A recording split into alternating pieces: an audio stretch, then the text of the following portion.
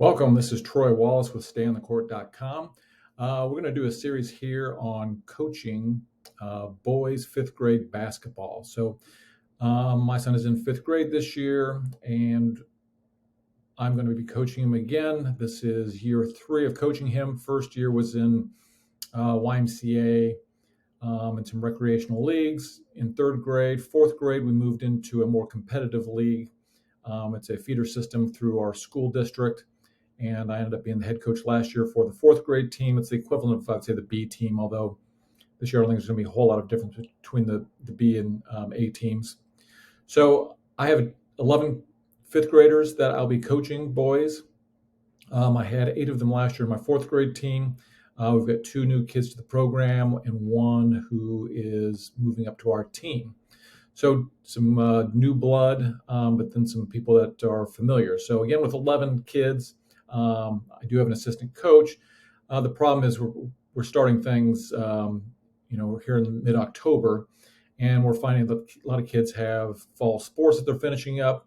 So out of 11, I'm guessing tonight when we have our first practice, I may have 6 or 7. So that means you can plan all you want, but then you've got to adjust for how many kids you have. So, I had some basics set up on my original plan for what I wanted to do the first 4 practices. So I went through that and started to modify some things. Again, I'm just going to be getting to know some of these kids. We did some open gyms earlier in September, and I went to a couple of those and coached through some of those. But ultimately, the first practice, I just kind of want to know where everybody's at. And because we're not going to have everybody, I don't want to go into a lot of baseline or sideline out of bounds plays because we're going to have to repeat it. But just my big goal is, and really for fifth graders in general, is just to get them to understanding passing and doing something. So, we do a 5-out offense, and I'm going to do some concepts from read and react, which is pretty much the 5-out offense. But there's a couple coaches out there that I follow that have a couple of little wrinkles to simplify things. And I found after coaching fourth grade last year, the simpler the better. So I'm going to try and gamify everything this year and do whatever I can to make it fun, make things interactive, have competitions as much as possible. I heard a coach say, that you've done a really good job with your kids if you get them to come back for the next year. So that's goal number 1. So anyways, I'll walk you through kind of what I'm going to be doing on practice 1 this week. Normally I would do some sort of more ornate icebreaker, but since we're only going to have about half the kids, I may hold off on that. Most of the kids know each other. So when we get into practice today, things we're going to talk about is I really would like to implement kind of a clapping system to get the kids organized. Essentially what it is you ask them to, once you do your clap, it can be 1 clap, 2 claps, 3 claps, to, stop what they're doing. If you're doing it perfectly, they're supposed to go to a certain place on the court, and then they know that it's time to listen to coach, eyes on the coach, listening to coach. So I will see if I will try and implement that yet this week, or maybe when all the kids are there next week. So it's essentially, if you clap 2 times, they're supposed to clap 2 times. That's their signal to go to the spot. I will probably have them go underneath the main basketball hoop. We practice in the same gym as our, I'll call it our A team. So it could be a little noisy. It's a big middle school gym, but we really just have half the court and to deal with. So that we have to coach around as well. So essentially, we may walk through that. I'm going to talk to them a lot about what I call vision, decision, and execution. Actually, it's not my saying. I got that from another coach. And it's really just understanding, hey, basketball is all about lots of little decisions. It's the vision to see what's going on. Make your decision whether you're going to pass, you're going to go to the hoop, or you're going to shoot, and then executing whatever that decision is. So, I'm I'm gonna let them know that we're gonna put them in lots of game-like situations. It's gonna be lots and lots of decision making. We do the 5-out offense. I really stress the spacing as much as I can. So that will be some of the things I'll talk to them first off today. And then we're going to go into just straight layup lines. Honestly, all last year, I don't think I did just straight layup lines, but I'm planning to put them in positions to get lots of layups this year. My idea is to play fast. We were not the most talented last year, but we did have some speed on our team. And if we get the ball down the court and get layups, that was what worked best for us last year. So I'm just going to have them do power layups. If you're interested in getting these plans, I usually do a spreadsheet like this that I can share with you, where I link either YouTube videos, or I will put links to the coaching website where I found the drill, and you can get an idea of what it looks like. But this is just a straight layup line. Matter of fact, let's pop out there real quick.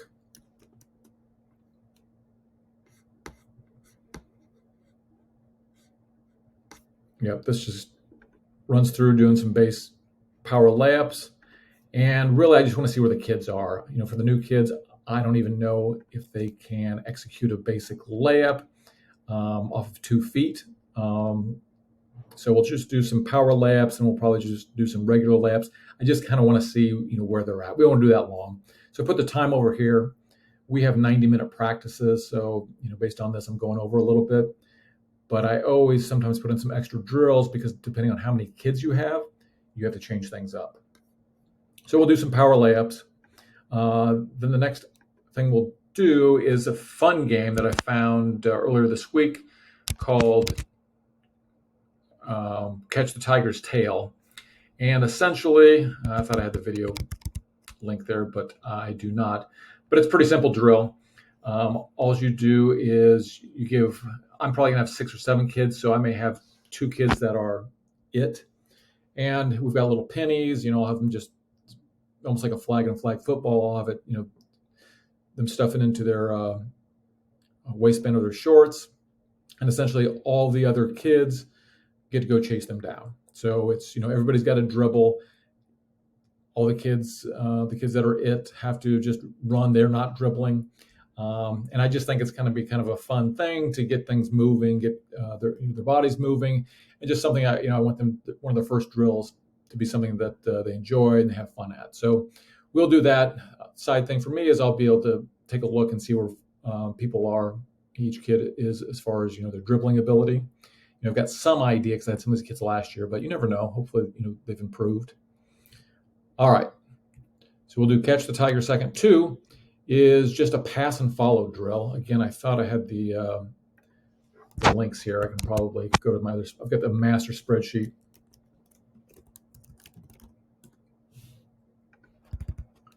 There it is. I don't know how Mr. YouTube's going to like me showing YouTube on YouTube. So this is a little bit more complicated than one here on video. You can see where the kids are moving. What I typically do is just a straight line where they pass and they just follow to the other line. And you would be surprised how difficult that is for kids to get that. So my whole goal is, by the end of the season, that these kids know when they pass the ball, they need to go do something. So first step in that is just getting them to pass the ball and understand that they need to move themselves. And in this case, it's just to the back of another line. Then, if I think that we can, they've got that pretty well, I may have them do that drill you just saw in the YouTube video, where they're actually kind of curling around, going to the end of the line, and see if they can master that one as well. So that gets us through 3 drills. And once we do that pass and follow drill, I'm going to talk to them about, after you pass the ball, you're doing something. We're going to keep it simple, and it's just going to be passes and cuts. And I'd watched a Greg Popovich of the video of the head coach of the San Antonio Spurs. And in this video, which I don't think I have it linked here, it was interesting. He said, he told the guys he was coaching, and they were probably high school age or junior high age kids in the video. And he said, for the rest of your life, you will pass the ball and you will move. And that's really the key. I mean, if I can get the fifth graders just doing that by the end of the season, where they just know they've got to go someplace. In my case, I'm going to simplify things and just say it's a basket cut down to the basket and then go fill space. We go through the 5-out offense and the precise cuts that they should do, but building blocks, I'm just going to have them make that pass, do the cut, and move to space. So I'm going to talk to them about that, and I've got a follow-on drill. So we will go through the 5-out, the basic cuts, and also I'm going to show them just a cut, a straight cut, and then we are going to use what we call the react line, which is the 3-point line, and essentially let them know that it is a rule. If somebody's guarding you past the 3-point line, that is an automatic back cut. So we may not get too deep into back cuts this first practice. We'll kind of see how they're getting things on the first day. All right. So I'm always worried about boring the kids, and I'm a little worried that going into this next drill called tiger passing may bore them. So we won't spend a whole lot of time on it. It's really a continuous drill to get them used to doing those cuts. So you can see here is a fast model sports item, but it's essentially, I'm hoping I have 6 or 7 kids. If not, I usually step in and do the drills with them. But you can see, it's just a pass, a cut all the way to the basket. I've always got to emphasize to them that they need to call for the ball. This is their opportunity to score, and we're not going to be passing the ball to the cutter on this drill, and then they just kind of simulate going to space and go to the corner here. So if we have extra players, they'll just line up here in the corners, and it'll just be a continual passing the ball, cut, going into this line. 3 passes back to the 2. They'll make their cut, go to the line.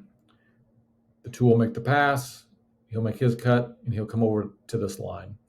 So we're not even passing down to what would be the 4 and 5 spots, which always tends to be a bit confusing to the kids. We're just going to go really basic with this drill called tiger passing, which I think I picked up from the youth, Coaching Youth Hoops podcast. I also subscribe to their lesson plan. All right, so I wonder if you guys can see my really high-tech thing there. I've got my lavalier mic there on a cup holding in front of me. Tends to pick up sound a little bit better. All right, so let's get back to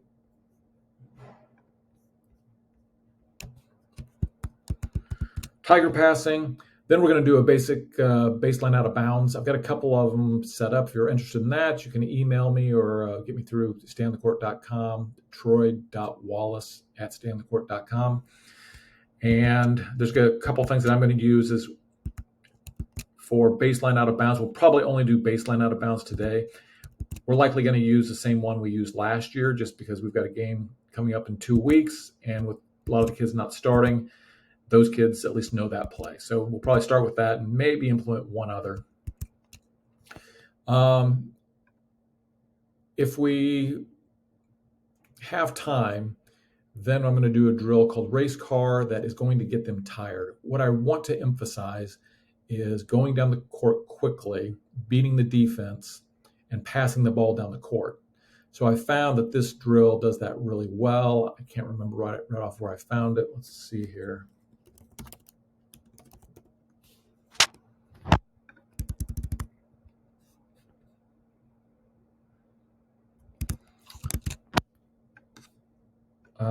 I think there's a video embedded in here.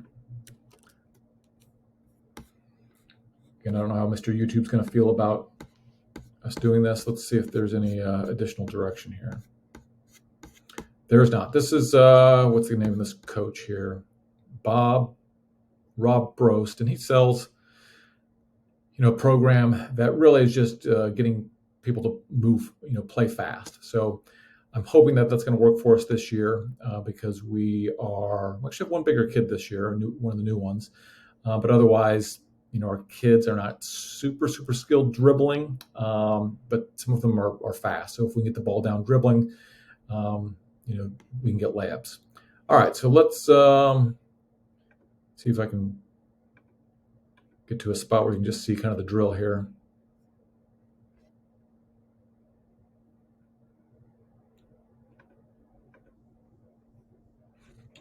I don't think you're going to be able to hear the audio, so I can kind of walk you through it.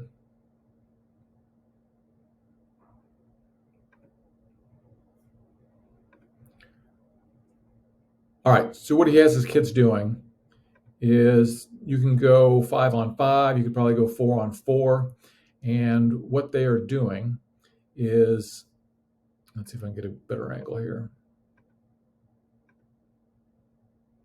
They're going to start here again. Team gets the ball, and they have to get it in the lane, and the coach is counting off, I think, 6 or 7 seconds. These are my high school kids. So you have to get that ball into the lane in 6 or 7 seconds, or it's a turnover. So you can see that they're heading back, and he's already counting down, and it's supposed to be messy and a little bit nasty. Once you get that ball in the lane, you can play regular basketball, but of course, you're in the lane, maybe you're there for a layup already. And the key wrinkle is they have to pass the ball over half court. So it gets people used to passing the ball up because if you're coming to half court, you have no choice. You've got to pass the ball up to one of your teammates. So we did this a little bit in some of our open gyms, and the kids seem to like it. So we'll do that. Kids get tired doing this, so I may not have enough kids today, and if I don't, we'll have to find something else to do. But we will. That's something that I would like to do, and something we'll probably do at least once a week, at least for the first 3 or 4 weeks. All right. So now that's kind of game based. Then what I want to take them into is what I call a read and react. It's really a cut and or a pass and cut drill. And I think you can see it here. It's not a super. I don't even think this has. But anyways, this is something that I want to use for our warm up. And I heard some coach say that you should be warming up in the way that you play. And so we're going to really, especially for the first 3 or 4 weeks, we're just going to be doing passing and cutting, passing and back cutting, using the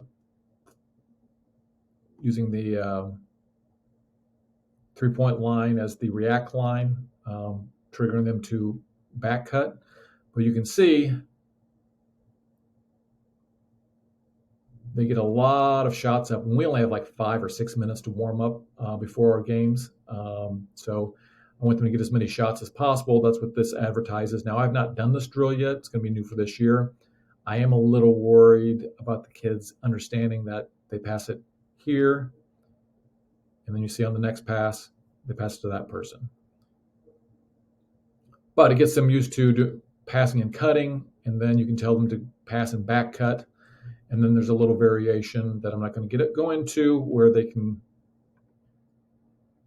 get some elbow shots. Let's see.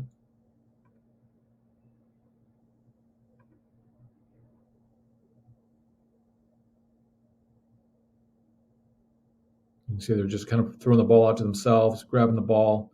Someone's coming to the elbow and getting a quick shot. So I would like that to be part of our warm-ups this year. So I'm going to give that a try today if we have time and see if that works out. So last thing, if we have the time, is a drill called Golden Child. And it is just kind of a fun game. It's kind of a relay game. I want to at least have 2 fun kind of game-based things every practice, at least 2. And I don't know that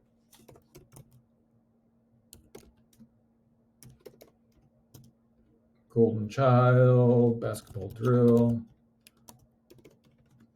I'm not sure YouTube has this, but Oh, there you go.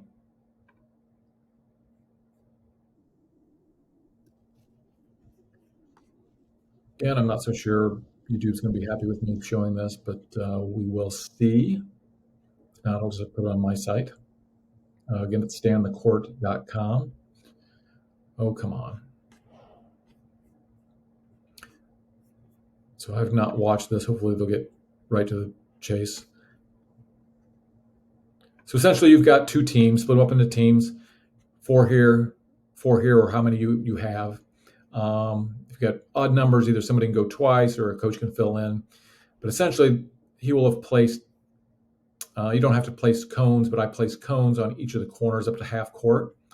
And the race is the people that are on the corner, that are the runners, have to dribble the ball as fast as they can, under control, of course, because if they lose the ball, it's going to take them more time.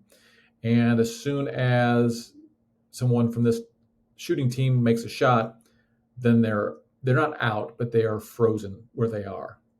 And so the golden child is the last person in the line. And what happens is when they go, every person they pass that's frozen gets unfrozen, gets to start running as well, and puts a little more pressure on the team to make that last shot. So I usually do one or two rounds, so each team can be runners and shooters at least twice, depending on how much time we have. And that will hopefully, we did this some last year and also in the open gyms, and the kids seem to like it. They like the competition. So that's probably what I will follow up with, or as a final item in the practice, and we'll go from there. So that is practice number one. It is a little unusual because I'm not going to have my entire team there. So, I can't do what I think I would normally do for a first practice. But this will give me some idea and get kids thinking about, just passing the ball and moving and getting used to that pass the ball, basket cut, pass the ball, back cut, go find space. All right. Well, hopefully this will be helpful, and hopefully YouTube allows it on. Again, this is for the first practice for boys 5th grade basketball.